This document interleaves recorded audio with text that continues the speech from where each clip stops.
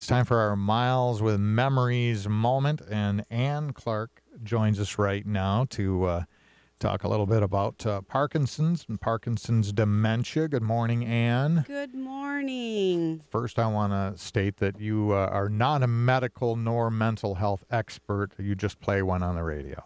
I I am not. I am a Parkinson's support group facilitator. Mm-hmm. I have been trained by the Michigan Parkinson's Foundation, um, but I am not one of the. I have no initials after my name, so we need Yep. to make that very, very clear to those listening. But still, a lot of great information on the Parkinson's website that you're here to distill down for us a little bit today. And basically, I think what we want to get at is there's Parkinson's disease, and then a lot of times people who have Parkinson's end up with a couple of different types of dementia, and we want to highlight what those are and what some of the signs are. But I mean, first of all, someone who may be afflicted with Parkinson's, what do we look for? If we suspect that a person might, can an average person get an idea of that and recommend, hey, you better go to the doctor? So, typically with Parkinson's, you are seeing either a movement disorder specialist, which is what we recommend because Parkinson's is a movement disorder. And a movement disorder or a neurologist who specializes in Parkinson's will be watching for some of these changes in your brain where you start having some of these cognitive issues. You start having maybe some memory issues, or you see some of the dementia type symptoms. So it's not always just memory, but maybe you're starting to make some very bad choices, or you're so there's movement symptoms as well as a dementia type symptom. In people who get Parkinson's, then not always, but quite often can develop Parkinson's dementia. What, sometime later, a couple years later? It's estimated 50 to 80% of those with Parkinson's will eventually experience some type of dementia disease.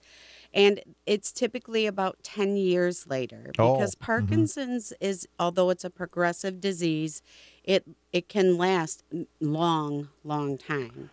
And a lot of people are able, through medication, lead pretty normal lives with that. I mean, we've seen some high-profile people. Medication and movement.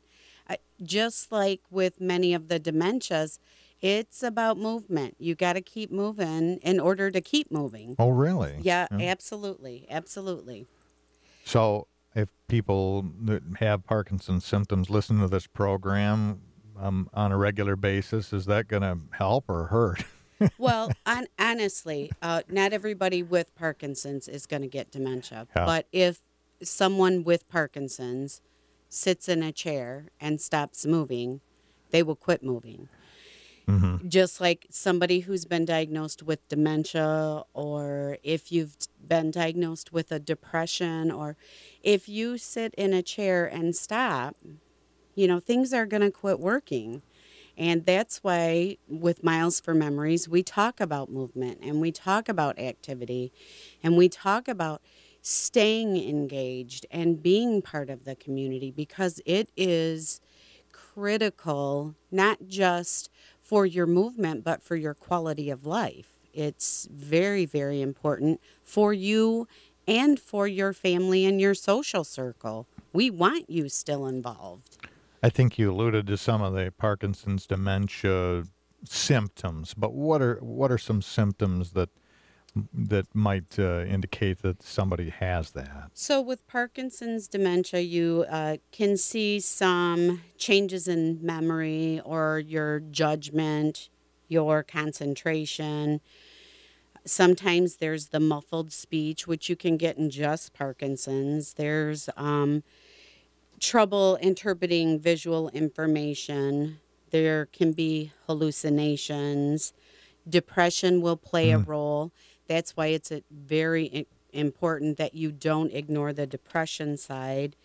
There can be irritability and anxiety, and sleep disturbances come into play as well, which is also a sign with typical Parkinson's. Sleep disturbances are play a big role. And there's another type of dementia from Parkinson's, a DLB. What is this? DLB is dementia with Lewy bodies, and it's a progressive dementia that really leads to a decline in thinking, reasoning, and independent function.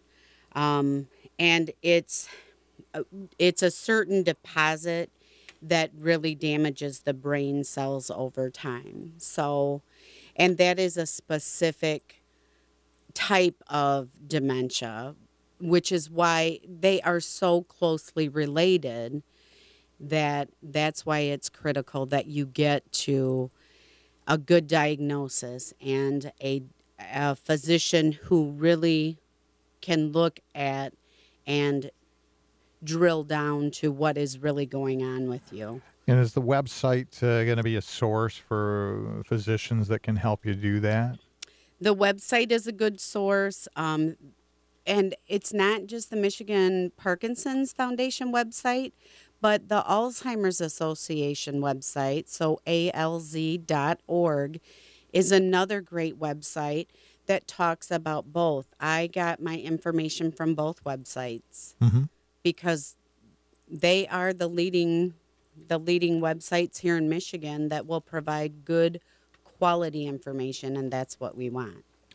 And we want to thank you for being with us today and give us some good information. And if we need more, we'll go to those websites and we'll check it out. Thank you. And Clark, our guest today on our Miles for Memory moment.